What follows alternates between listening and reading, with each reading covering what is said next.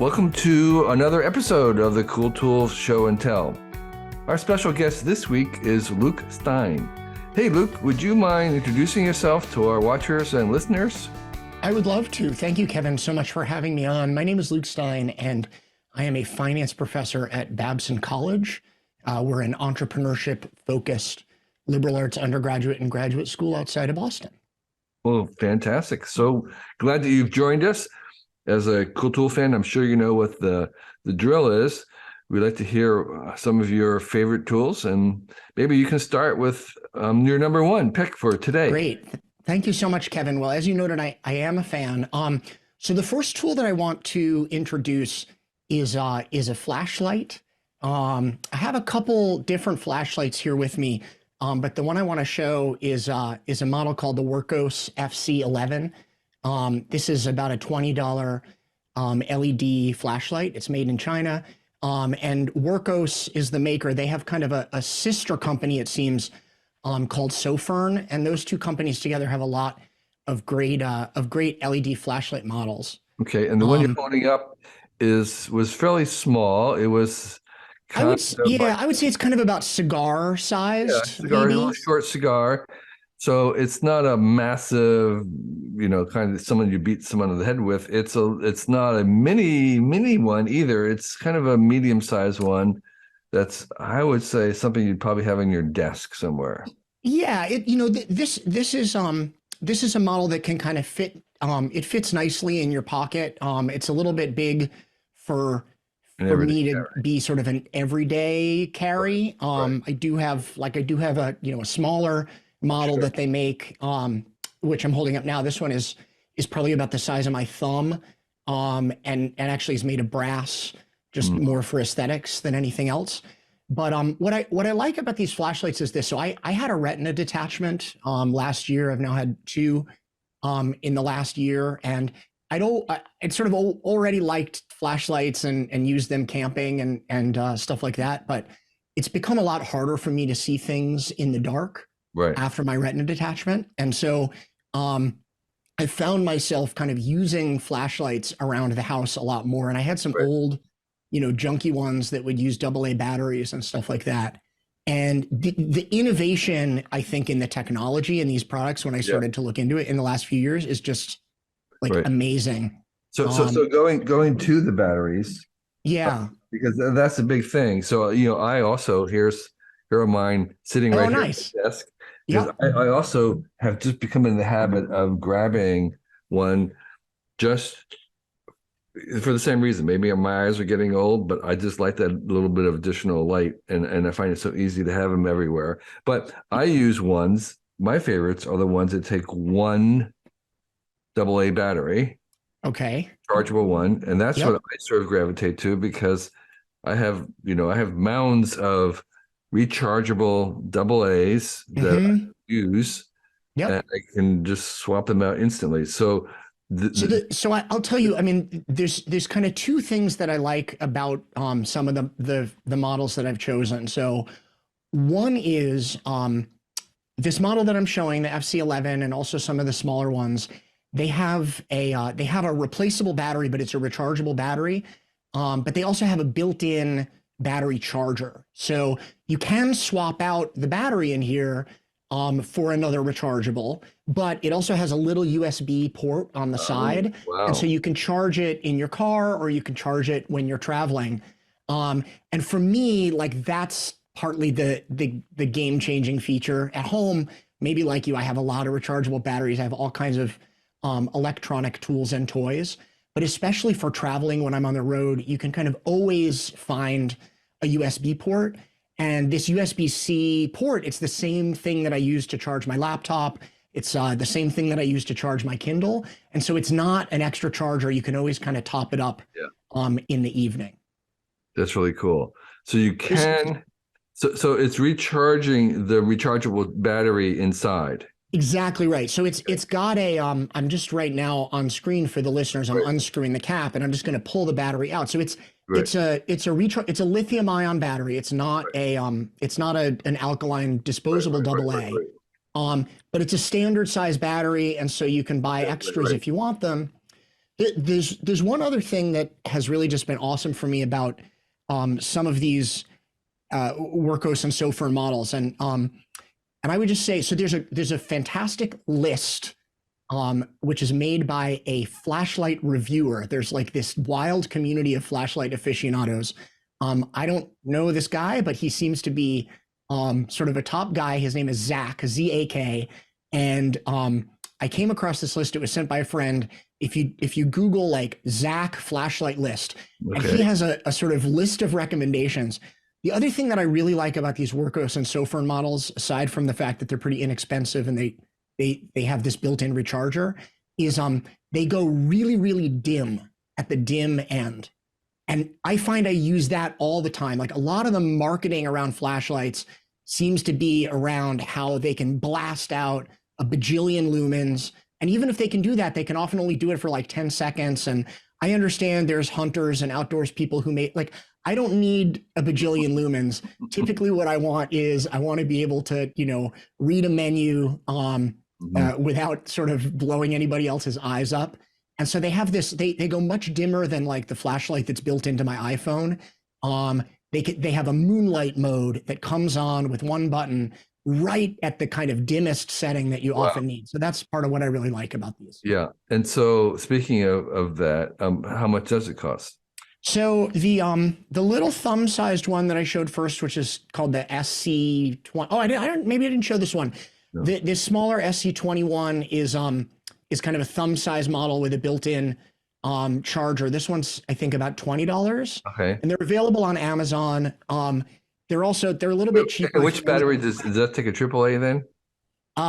So it doesn't take a AAA because it's a lithium ion. They don't take disposable alkaline batteries, but this one takes a really small. I mean, the AAA size. I mean, you can get lithium ion rechargeable. Oh yeah, I'm sorry. So this one takes it's a C20. It's a 16340, I guess, which means it's 16 in diameter, I think, and 34 long. It's a little bit. This one's a little bit fatter but shorter than a AAA.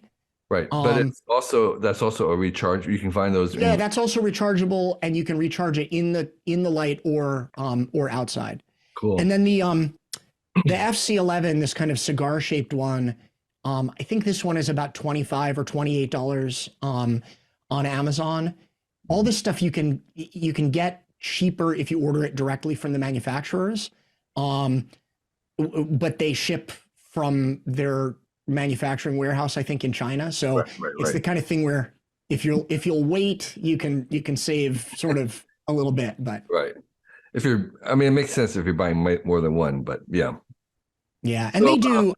So they have a lantern that I like sometimes, which has it's basically the same flashlight, but it has a little plastic diffuser on the end of it. They have like a million models, but that one that I showed first, the FC11, literally that's just from the top of Zach's arbitrary list of flashlights, and he's got a section which is if you don't want to be an enthusiast, like if you're not looking to reprogram these things yourselves, or it was his top of the list, and I sort of went for it, and it's worked really well for me. I have a really tiny one that's a coin pocket size. Ooh. And I don't even know what battery, but I've never even changed the battery because I carry it in my bag and I use it when I'm traveling all the time. I'm gonna see if I can just grab it. And maybe similar in size. It's like maybe it's just. Yeah, that looks. I mean, it looks very similar in size to this one. Yeah. So it's really tiny, and it's called a mini. I don't even know what here's what the brand is. I can't even see. I can't tell. So I mean, the community, it's funny. I've done a tiny bit of looking on like this Reddit flashlight community. And one of the things that people will do on there is they'll sometimes, they'll find a flashlight they like, maybe in their coin pocket yours, or they'll get something from a family member. Yeah. And there's people who kind of do identification. So this wow. Yeah. I think this is the same. I can't. Oh yeah. Is that rechargeable? Do you know? Yeah, no, it's not. It's a CR2. Oh yeah, so like a CR2, is that like a coin, like a flat coin cell No, no, battery? it's the Oh size no. here. Oh, there I see it. Yeah, yeah, yeah. It's a I wonder CR2. actually if that's like the same size as It this might be. 16340, but it's a non-rechargeable one. Right. So anyway, this is I had this years. I'm still in the same battery because I don't use it that much, but I carry it in my my what's the word, my everyday, my computer bag, and I use Okay. it all the time for when I'm traveling because it's so tiny. Yeah, in some ways travel's the place where some of this is most valuable. Like I like with the built-in USB charger, it also means you can leave it turn and that moonlight mode. If I'm in a hotel or something, I'll often leave the flashlight turned on to moonlight on the bedside table, but plugged in charging. And so it kind of becomes it's Night like a light. night light while it Right, charges. right, And that right. helps me That's find the cool. restroom or anything else that Sure, I that's need really to do great. during the night. Okay, well, that's a fabulous one. So the name of that one that you're recommending again is the So it's the company is Wurkkos, Wurkkos, okay. um, which may be one of these random company Yeah, names, it sounds like it. but it's Wurkkos, and this model is the FC11. Okay. Well, thank you for that, Luke. So No, thank what's you. your second pick? Okay, so my second tool, I have relied for a long time on timers. Um, I can start a task and think I'm going to work on it for 15 minutes and be at it an hour later kind of thing. So I figured out a little while ago that, I often, I want to sort of think about how long a task is going to take me and set a timer on it. And I used to use Right. this guy, which I think actually I've seen mentioned on Recommendo or Cool Tools Yep. before, which is a Yeah. timer called the Time Timer. Um, but I learned about a tool that I just love, which is called Stage Timer, and it's a software. It's a web-based timer. So this is a web-based timer. It's called Stage Timer. The website is stagetimer.io, um, and they have paid stuff with fancy features. But if you just go to the website, you'll see there's a big green button that says Create a Timer, and the free version tends to work fine. And what you can do is you can just set up by default, it's a 10-minute timer. And if I hit go, it'll start to count down from 10. And it's Mhm. just got a clear display that you can put on a phone or on a web browser on your computer, or you can put on an iPad. And it sort of counts down. It's got a green bar at the bottom. And as you get towards the end of the timer, it turns yellow and then ultimately red. And you can make it do all kinds of fancy things like flash at people to get their attention. You can also show messages on the screen or whatever. But kind of the killer feature, the thing that I really love about Stage Timer is that you can send a link to this timer to somebody else, and they can open it on any phone, tablet, web browser, anywhere on the internet. And while you control it, they can see the same timer that you're seeing. And so What would be a use for that? I will use this a lot if I'm doing like an online conference or session. Suppose that you and I right now had a hard stop at an hour. I often have a meeting like that. And so I could set up a 1 hour timer, and you could have it open on your phone or on your tablet or something sitting in your desk, and I have it open on my desk, and we're both seeing the same timer. So often I'll send this to, if we have speakers at an event that we're putting on, we can send the same link to everybody. And rather than share the screen in a Zoom meeting and then the audience gets to see it as well, it's just the speakers or the director or the organizer who uses it. Another way I've used this is at a conference or a classroom. I teach in the classroom. I can open the timer up on like an iPad or a laptop and just sit that in the front desk facing the speaker. And then we can, keep time for people without having to have somebody holding up, index Okay. cards with numbers written on them or anything like that. Right. So that's kind of the basic use for me. And then once I started using this, I have started using some of the other stuff as well. So it has it has the ability, for example, you can enter messages. And so one thing you can do is you could have a person who's helping run the timer. And if a question comes up, say in like a Zoom chat or something, they can type that into the control window, and then it'll show up on the screen where the speaker is able to see it. Or any other kind of a note. Yeah, exactly. So you can kind of, it's a way to, it's originally this tool was developed, I think mainly for people who worked in like event production. So people who were putting on conferences and shows. I tend to just use it sort of for myself and for my collaborators, but it does have, it also has stuff like you can sort of surreptitiously give people extra time. So you can add a minute or you can remove a minute. And so if you're running behind schedule, it will, it'll sort of let you try to adjust, and you can add more than one timer. So you could have your whole agenda of separate people, and you could say, you know, Kevin's going to do a 15-minute introduction, and then Mary is going to talk for 7 minutes, and then, you know, Shiva's got 19 minutes after that, and it'll sort of flow through the whole agenda, and you can add and remove time as you need to. Yeah, I see. That makes sense. Yeah, I think you're right. It is for people who are running conferences or seminars and things like that, where you may have more than one person involved or more than one what's the word, more than one clock that you're at the same time. So I'll actually, when I teach, so I teach a sort of a lab style class where what I'll do is I'll put a 90-minute timer that is just for me, that's showing how long there is left in the whole rest of the class. But then I'll also set up, if we're doing, say, you know, a programming exercise or something, I'll set up another timer for 5 minutes. And then after I introduce it, I'll say to the students, okay, let's all work on this for 5 minutes together. And I'll hit go, and that's up on the big screen. Everybody can see it count down as I walk around the room and work with groups and students. And then when that goes off, it helps bring the whole room together. Right. Very well. I love that. This is really great. And this, I should just, the last thing I'll say about Stage Timer is, this, as I understand it, is kind of a, you know, a passion project or a labor of love for its developer. So this is made by a husband and wife founder team. And I only know that because I've had some correspondence with them where there's things that I said, oh, I really love it, but I would love to have a feature that does, you know, X. And they're very, very responsive to users. I think they sort of made something that they wanted themselves for their own purposes. And so this is, you know, indie software at its best.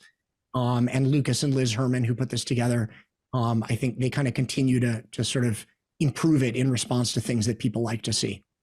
Well, it looks very, very practical and useful, and I'm great. I'm just really grateful that we can know about it. So thanks for bringing it to our attention.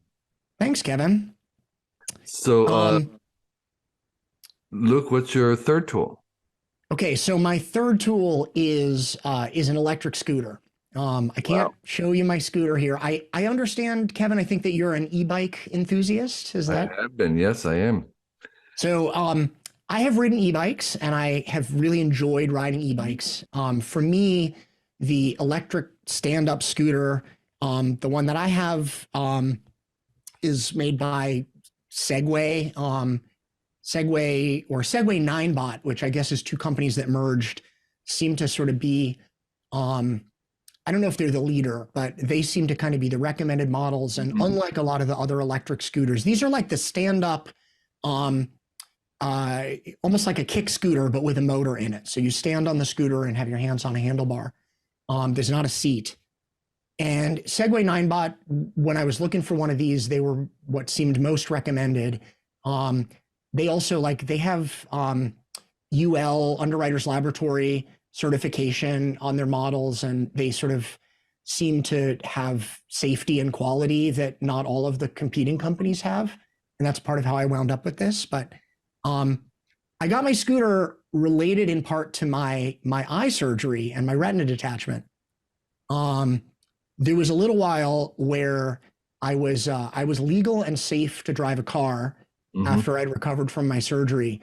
But I decided from a risk management perspective, I didn't really want to drive my car yet, because the consequences of having an accident weren't just on me. They might be on other people more. And And so I got this electric scooter and started using it for my commute. And now, I mean, I'm fully back to driving and stuff, but I use the scooter absolutely as much as I can.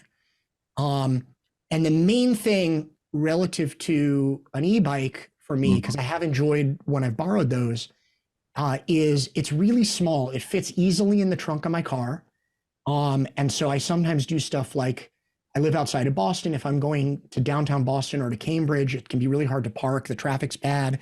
So I'll drive the first 3 quarters, park in there's some park and drive commuter style parking lots, and then just zip on the scooter the last few miles. And it's also small enough that I can just, I put it in my office. I don't have to lock it up outside. If I'm teaching, I drive straight to the classroom building and I just put it in the back of the classroom. I've had it, under the table at coffee shops. I've had it under the bar at bars, although you don't want to drive it home after you've had a lot of drinks. Right. And so there are a lot of scooters out. Of course, now there's the whole public share scooter, the Limes and everything else. Almost every city has some version of them. New York City is flooded with shareable scooters. Technically, in terms of comparing them to these, why did you go with the Segway version? What was the superiority about that? So we do not. I live in the suburbs, and I work in the suburbs, and we don't have a scooter sharing model here. Sharing, but in terms of is a similar kind of quality? So actually, my understanding is that Segway is one of the major manufacturers that makes the scooters for like Lime and Bird and some of the sharing companies. So they are they're not like incredibly light. They're fairly bulletproof, heavyweight models because I think a lot of the designs have been made to kind of be parked on the street. Right. I've used the scooter share. I was in London recently for work and I rode, the shared electric scooters.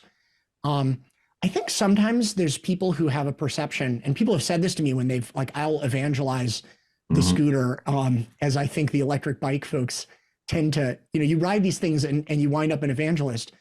I think a lot of people think of them as good for urban life. And they may be, but I actually think these personal electric vehicles, they're fantastic for the suburbs. People who, are used to going everywhere in their car, if you really reflect on it, like a lot of the driving that I was doing was less than 3 or 4 miles each way and was by myself. Right.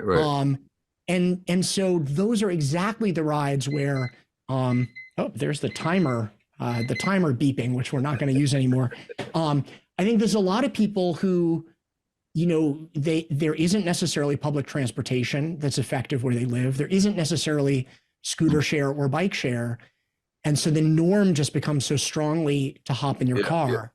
Right. And this thing I'm happy every day if I ride that scooter to work. When I get there, I have a smile on my face. And I assume you wear a helmet. Oh, for sure. So you will not be surprised to know that not only do I wear a helmet, but given my enthusiasm for flashlights, I'm also well illuminated. So what my reservation for the scooters has always been my experience in maybe the non-electric versions of them, but I just felt that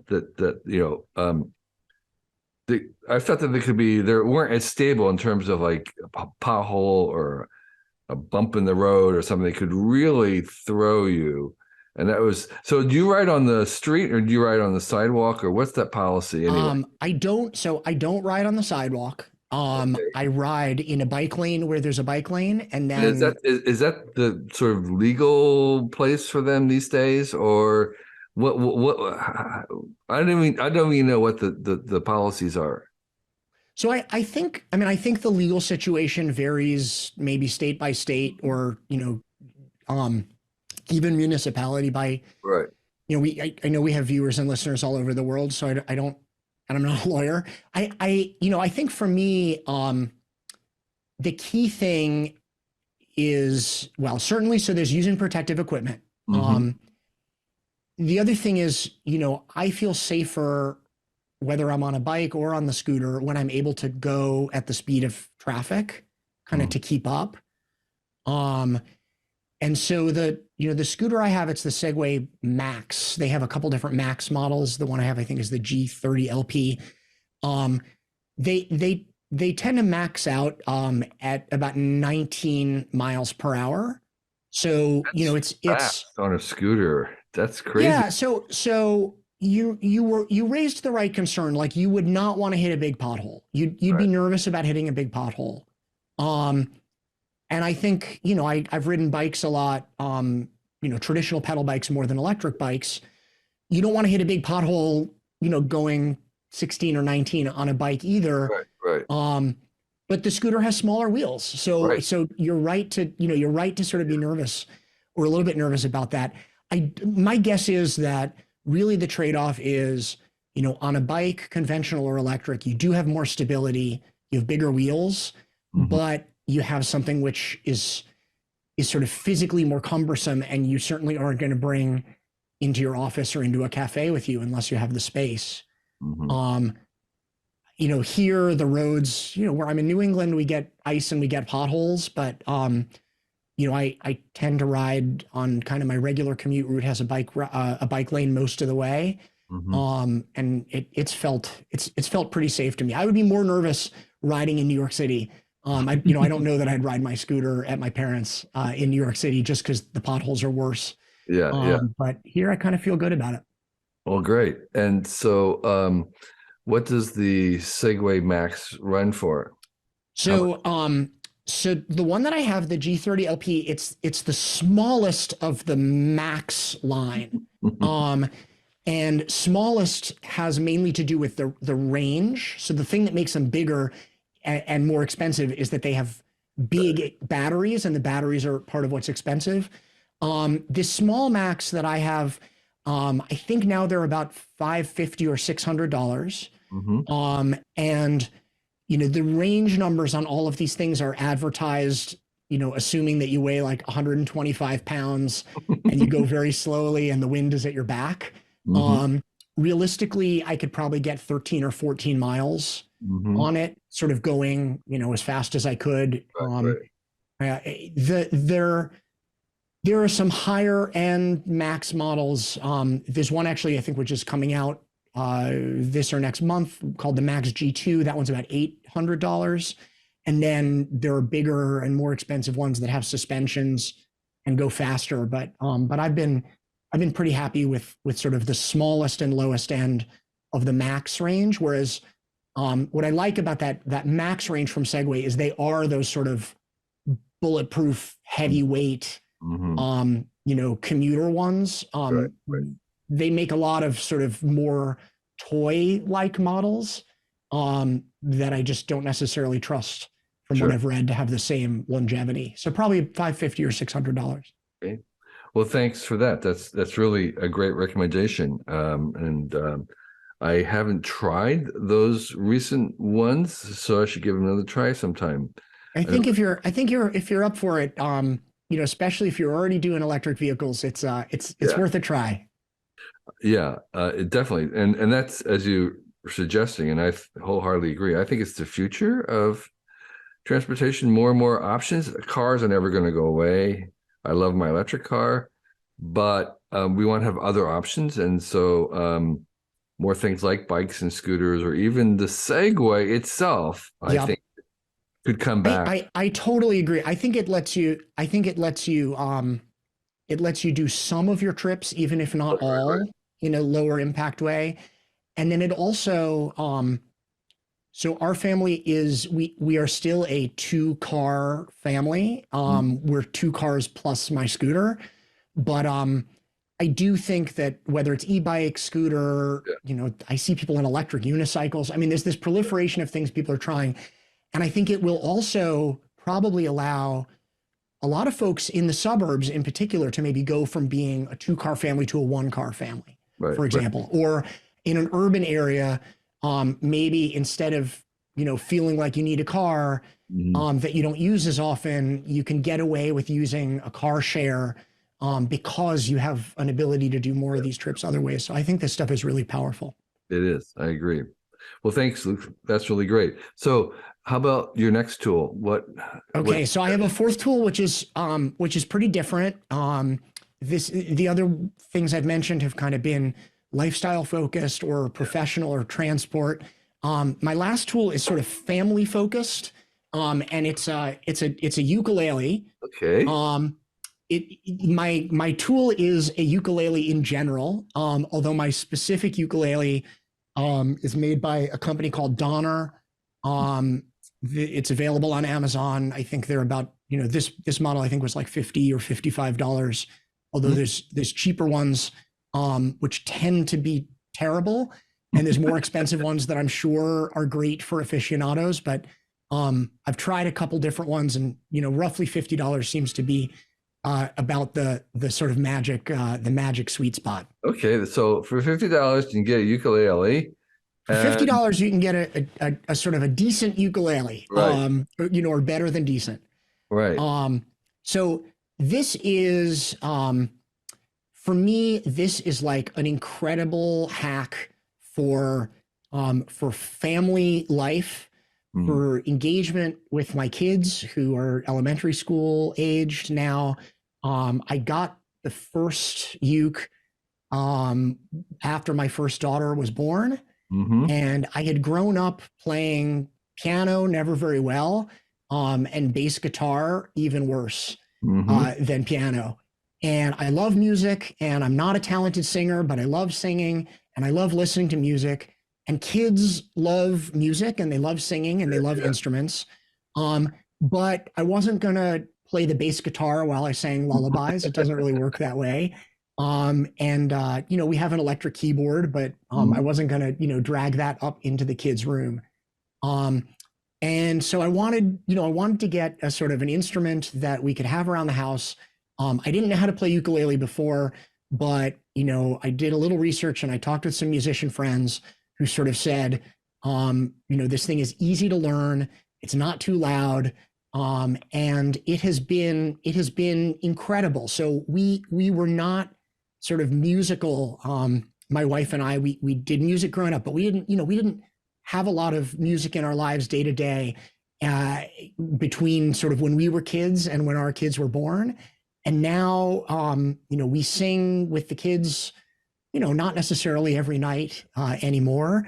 A ukulele relative, say, to a guitar, guitar I think is much harder to learn. It's great, but a guitar is harder to learn. Ukulele also, it's really small. So it just tucks, like if we go see friends, when we go camping, it just tucks in the trunk, it tucks in the back seat. It's not very expensive. If it gets banged up, sort of who cares?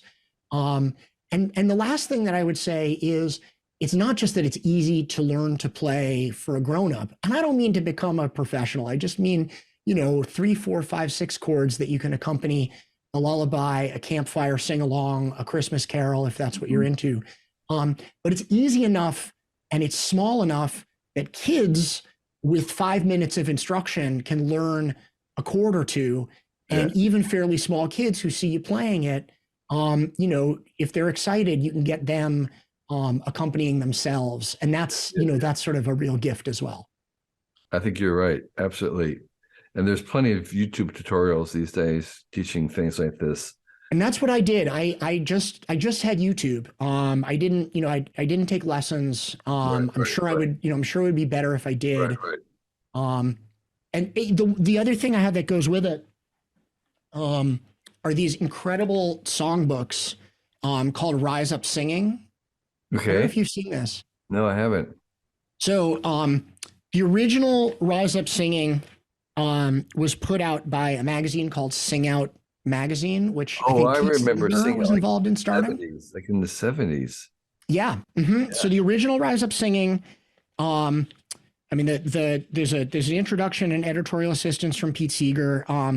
It's by Peter Blood and Annie Patterson, who I think were the publishers of Sing Out. And it was originally published in 1988, it looks like. And what these are is they are They're songbooks. They're spiral bound. They're on Amazon, and they have hundreds of songs with just lyrics and chords. There's no sheet music.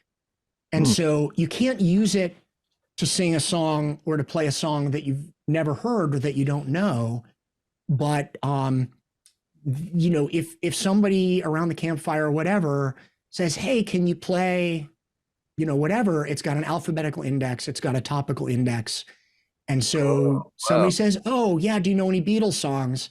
It's got a bunch of Beatles songs. It's got all kinds of music from all different eras, and they're spiral bound books that are cheap. And you said that it has chords, so it doesn't have sheet music. What do the chords are just, what does that even look like? I don't know what that means. So it's a little hard for me, I think, to hold up and get focus on the camera. These are these kind of. Well, you can also describe it for the benefit. Yeah, so I would, literally it'll say, I flipped open to this random page and here's Yellow Submarine by the Beatles. Okay. It's got the lyrics, and then it says that the chords are A, D, E minor, A. Okay. So it just says A, D, E minor, A. Does that mean anything to you? It means something to me. And the reason it means something to me, so it does, there are some chord charts in the back of the book that will show you how to play those things on guitar. But so those four chords are all you need to play the song? Yes, those four chords are all you need to play the song. But it's not telling you when to shift the chord. They're just assuming the general. Exactly right. Exactly right. So it just gives you, it's sort of like it's not a schematic. It's sort of a sketch. Yeah, it's a hint, and it tends to be a hint, in my experience, which is, it's a good enough hint that if you sort of know how to hum along to the song Yellow Submarine by the Beatles, you're not going to get it perfectly, but as long as you know A, D, E minor, A, and part of the magic of music is that actually, A, D, E minor, A turn out to be enough chords to play not just Yellow Submarine, but, probably 100 other songs in there. You can sort of get through a lot, enough to kind of keep the campfire going. That's a great, fabulous tool that people should know about. My wife kind of dabbles in trying to learn the ukulele, and so I should let her know about these books. Yeah, they're wonderful, and they're not instrument specific at all. So it's Rise Up Singing. I guess the subtitle, it's called Rise Up Singing, the Group Singing Songbook. And there's 2 volumes. So that was the original, and then they put out a sequel which is called Rise Again.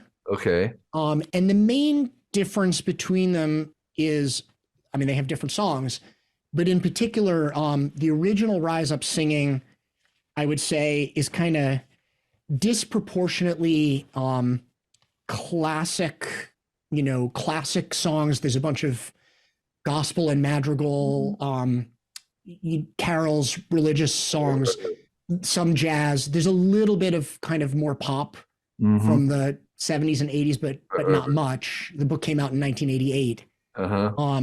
And then with the Rise Again songbook, they added some more of that, but the Rise Again book has more, they've got Elton John, and they've got the Grateful Dead and more pop, Crosby, Stills and Nash. Yeah. More current.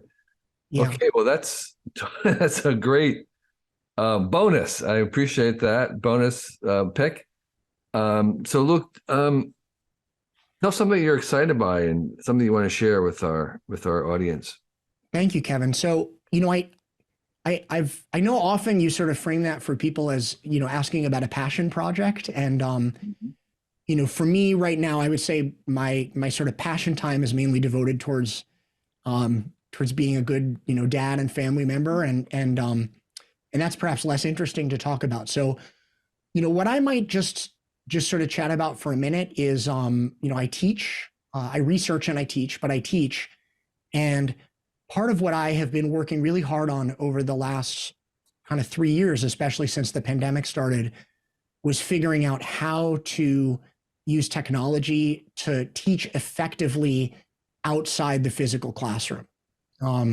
We went fully online at the start of the pandemic, and even now that we're mostly back in person, I sort of see the ability to use good tech in the classroom, or as an ancillary to what we do in the room, as just really, a way of helping people learn a lot. So that's been something I focused on a lot. I've worked on putting together some tutorial videos and stuff on how to do things like video production for using Zoom from home.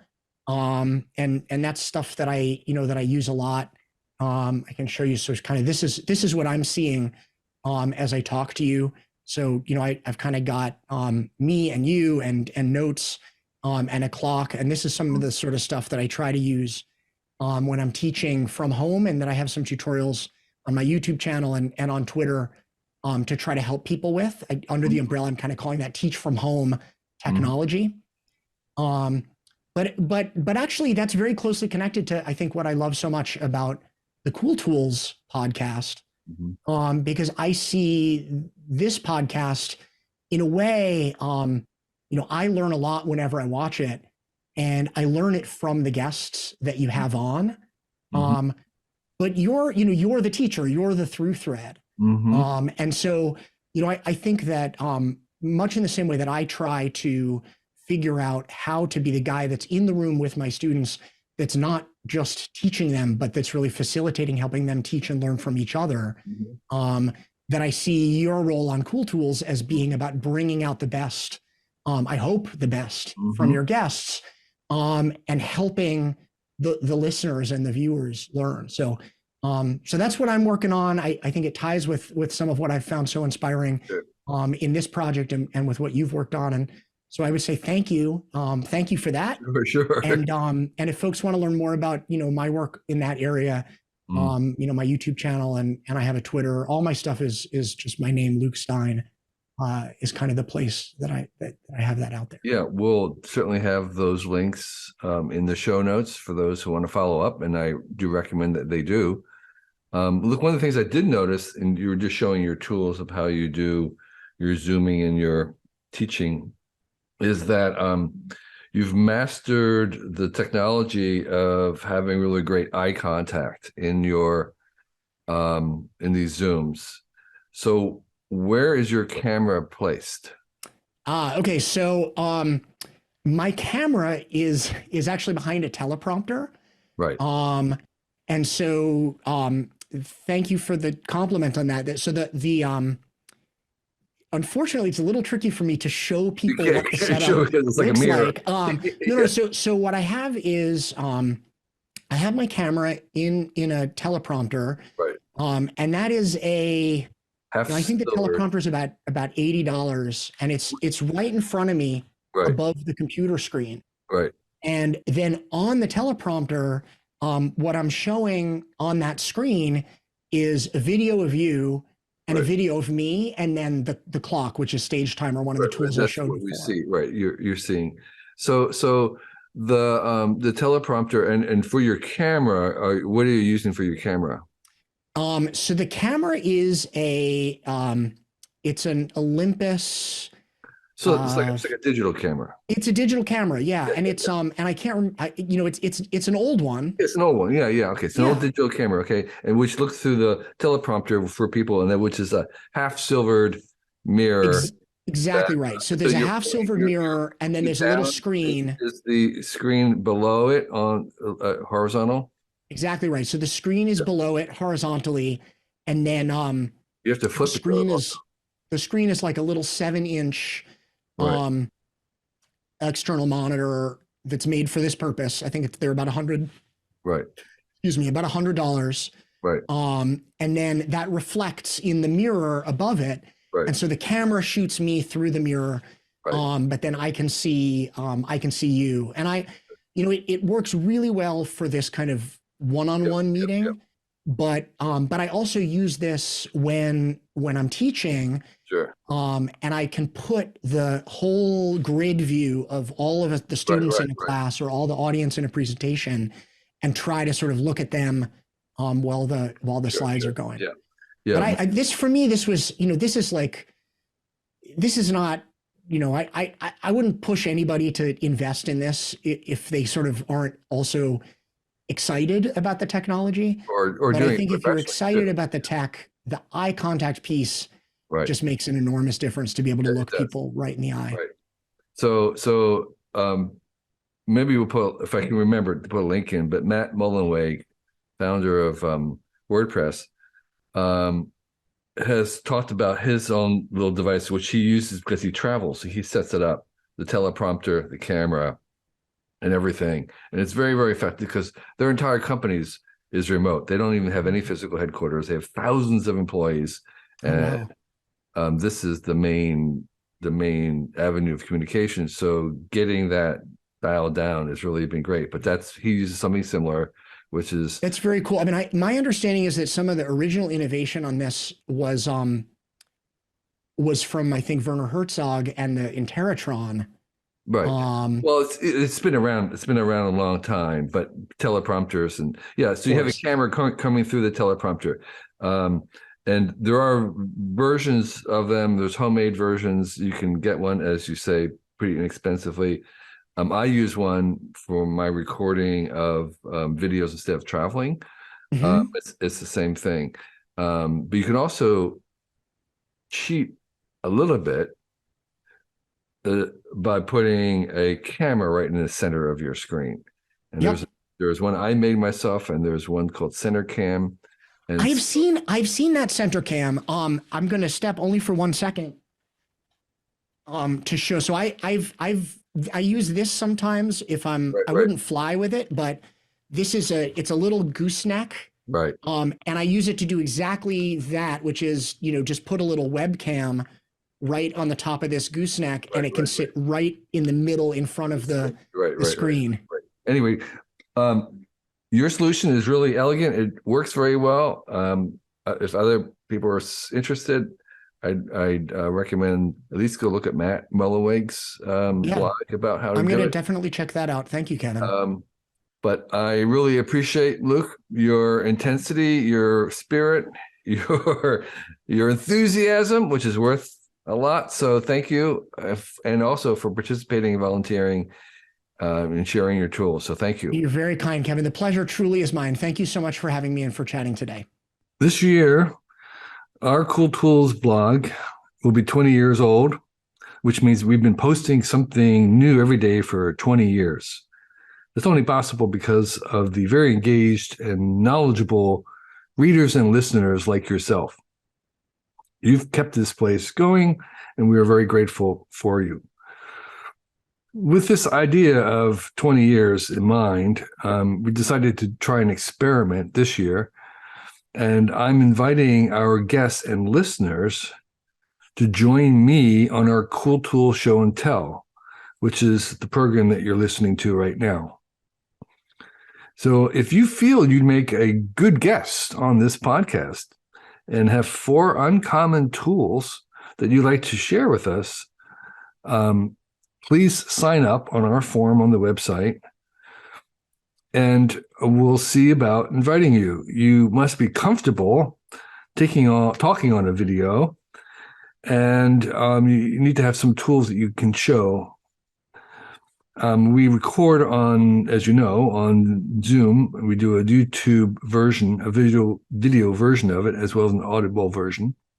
Fill out the form if you're interested, and list your 4 cool tools, and we'll see if there's a good fit. The applications aren't guaranteed in any way, and we're looking at tools that are new to us and appropriate tools, and whether the times will work for you. So we're really interested in hearing from people all over the world, not just in the US, although the tools have to be available online, easily available online.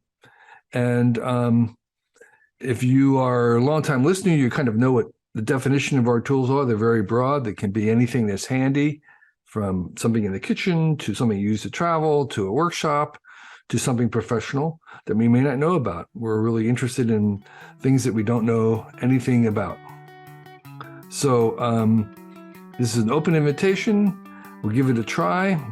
If you think you make a good guest for this podcast, fill out the form. There'll be a link somewhere on our website. And we look forward to chatting with you. Thank you.